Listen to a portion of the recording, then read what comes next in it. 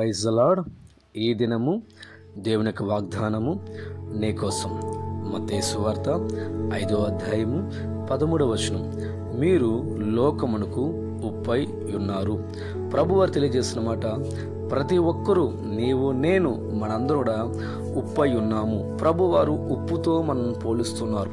ఉప్పుతో ప్రభు ఎందుకు పోలుస్తున్నారంటే, ఉప్పులో ఒక మంచి గుణములు కనబడుతున్నాయి.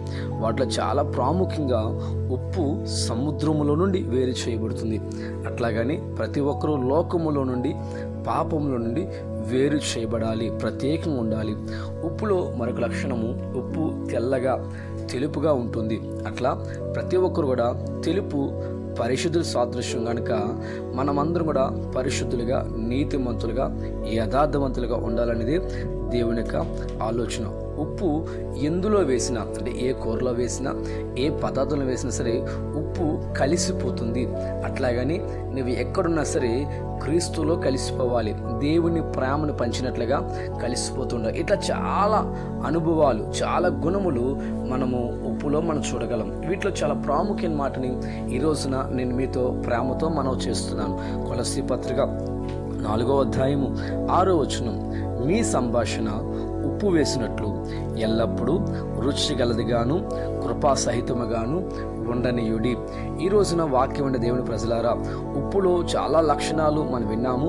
వీటిలో ప్రాముఖ్యంగా ఉప్పు ఒక మంచి రుచికి సాదృశ్యంగా కనబడుతుంది. అంటే నేను ఆ సంభాషణ, ఒక ఇద్దరు మాట్లాడుతున్నప్పుడు, వేల మందిలో మాట్లాడుతున్నప్పుడు, కుటుంబంలో మాట్లాడుతున్నప్పుడు మన సంభాషణ, మన మాటలు రుచికరంగా ఉండనియుడి అని వాక్యం చెప్తుంది. ఈరోజు చాలామంది మాటలు ఇతరులను గాయపరుస్తున్నాయి, ఇతరులను బాధ పెడుతుంటాయి. మనుషుల ముందు ఒకలాగా, మనుషులు లేనప్పుడు ఒకలాగా మాట్లాడుతున్న మాటలు మనం కలిగి ఉంటున్నామేమో. ఈ రోజున మనం మార్పు చెందాలి.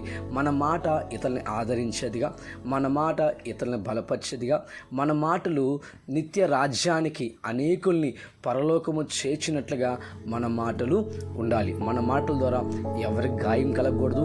మన మాట ద్వారా ఎవరిని మనం బాధ పెట్టకూడదు. మన మాట ద్వారా అనేకులకి క్రీస్తు ప్రేమను పంచేవారుగా మనం ఉండాలి. ఒక సందర్భంలో మనం చూస్తున్నాం, పాపాత్మ స్త్రీ వ్యభిచారం చేత పట్టబడినప్పుడు అనేకులు రాళ్ళు విసిరి ఆమెను కొడుతూ చంపడానికి రకరకాలుగా ప్రయత్నం చేస్తున్నారు.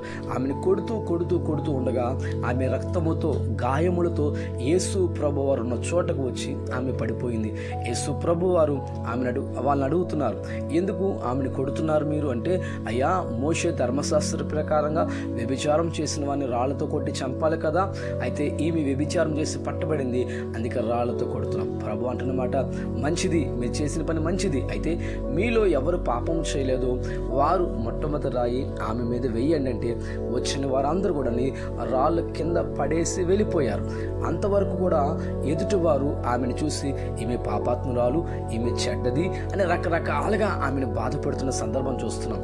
కానీ యేసుక్రీస్తు వారు ఆమె ఎదుకొచ్చి ఆమెను ఎక్కడ తిట్టినట్లు కానీ, కోప్పడినట్లు లేదు కానీ ప్రేమతో, అమ్మా, ఇక మీదట ఎప్పుడు పాపము చేయకు. యేసయ్య సంభాషణ, యేసయ్య మాట ఆమె హృదయమును మార్చేసింది. యేసయ్య పిలుపు ఆమె మనసును పూర్తిగా మార్చేసింది. కనుక ఆమె యేసు యందు విశ్వాసం కలిగి యేసు ప్రభుని సొంత రక్షకునిగా ఆమె అంగీకరించింది. కనుక ఈరోజు నీ మాట ద్వారా అనేక ప్రజలు, పాపాత్ములు, వ్యభిచారులు, తిరుగుబోతులు, లోక సంబంధులు అందరూ కూడా మార్పు చెంది ప్రభుత్వకు వచ్చినట్లుగా నీ సంభాషణ ఉండాలని కోరుకుంటూ ఈ వాగ్దానము మన జీవితంలో ప్రభు నెరవేర్చునుగాక. ఆమేన్.